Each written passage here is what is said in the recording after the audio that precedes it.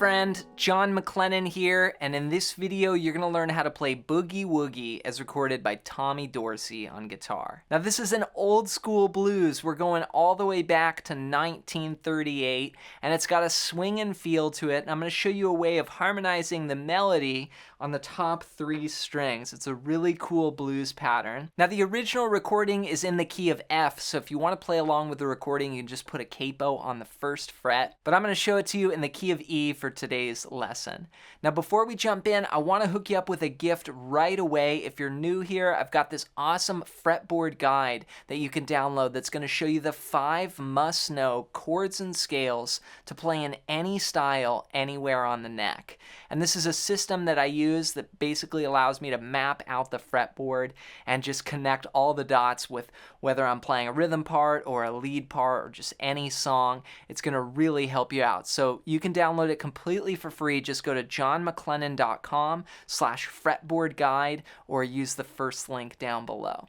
All right, well, with that said, let's break down this song. Let's break down how to play this Boogie Woogie blues in the key of E.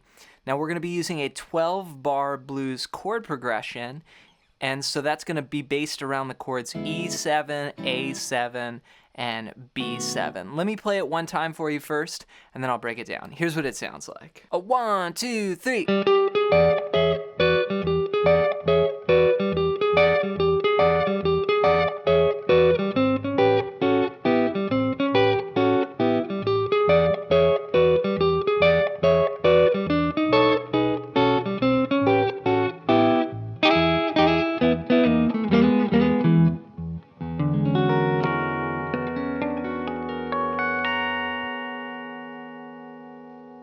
Alright, so the first 4 bars of this riff are all based off of an E7 chord. And we're going to start with the open 3rd string, and then we're going to play the 12th fret and walk into 13.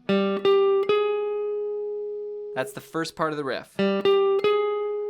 Okay, then we're going to add 2 notes to that. So we've got our 13th fret here. Then we're going to play the 15th fret and the 14th fret. This is a really cool sound. It's basically giving you like an E9 sort of sound there.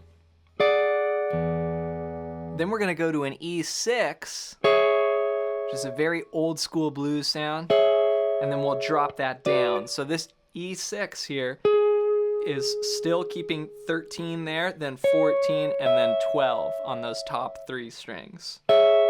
Then we drop it down 2 frets. So we get to 11, 12, and 10. So we got these 3 shapes that we're going to be moving around. That's just a really cool harmony there. And I think about blues patterns like, right? And then we got some harmonies to that. So that's our first riff. And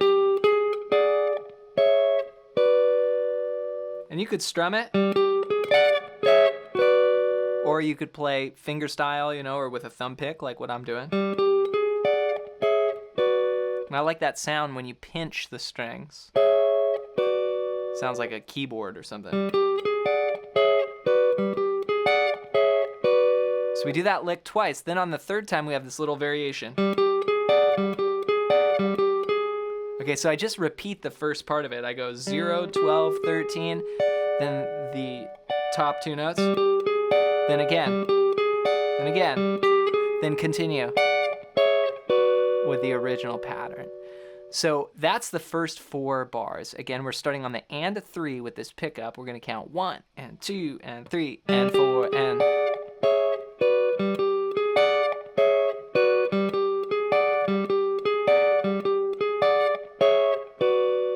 And all of that is going over what we call the 1 chord, or the E7. And I like to think about this shape here, right?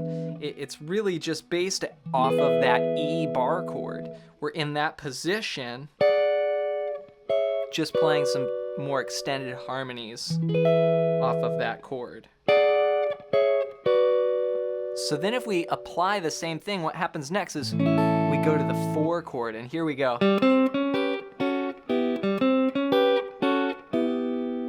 And it's basically the same riff, but instead of starting on E, you know, based around this E shape, we're now gonna base it around the E shape, but at the 5th fret, which would give us an A concert pitch chord, but I'm gonna think those same shapes. So what I'm gonna do is I'm gonna go 0, then 5, 6 on the 3rd string. Then grab these 2 notes, 8 and 7 on the top 2 strings, just like we did up here, but now we're on the 4 chord. Then we'll go to this shape, which almost looks like if you know your D minor, right?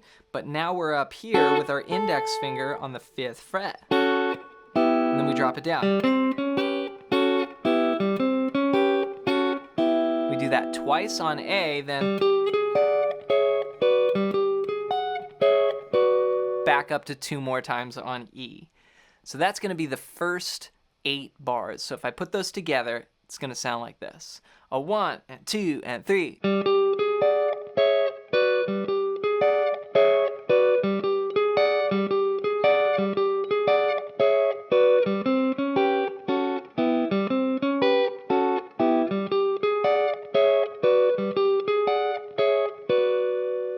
Okay, now we get to the last 4 bars of our blues, which is our turnaround here. We're gonna play this.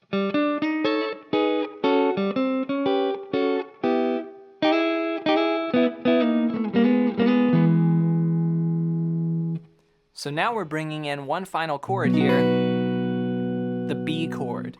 Or again, you could think of it as that E shape, right? Just being moved around like an E bar chord here. So here is the B chord. We're gonna start on the open G string, then play 7, 8. Then continue with the high harmonies on top. We've got 10 and 9 on the 2nd and 1st strings. Then we go to 8, 9, 7, and then 6, 7, 5. So again, the same chord. It's like our D minor looking shape, just moving it around. But when you apply that over the B, you get some cool harmonies, right? So that's what that sounds like all together. So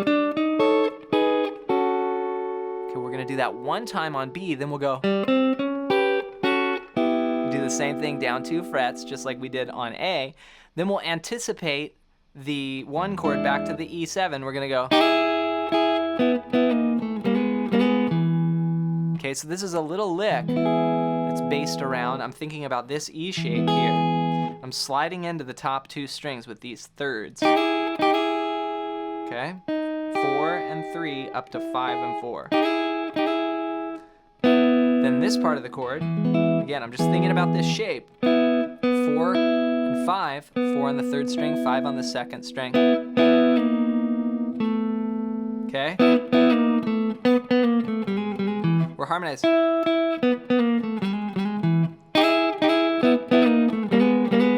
Hear that harmony in there? It's really cool. So it's harmonizing the melody. Now I'll put a harmony with it. So what that is, those thirds, then slide it down.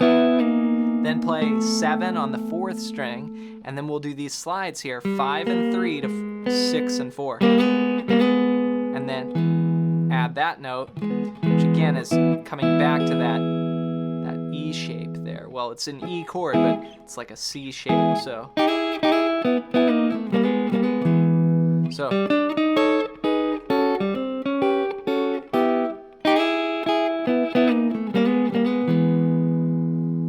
let's try it all together from the top.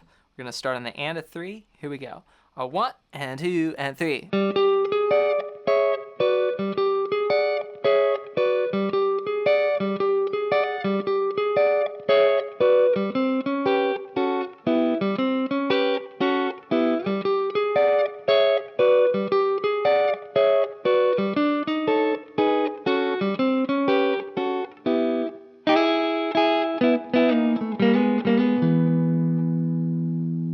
Congrats on making it through this old school blues guitar lesson. Be sure to take your time with those shapes. I know some of them might be some new sort of configurations for your fingers, so you have to give yourself time to get the muscle memory, and then you'll be able to get to those shapes faster. But it's something that we all deal with as guitar players. We're always trying to get our fingers to new chord shapes. So rewind the video and go over any parts that are unclear, and then when you're ready, try and play it maybe into a looper pedal with a little E blues rhythm as some backing.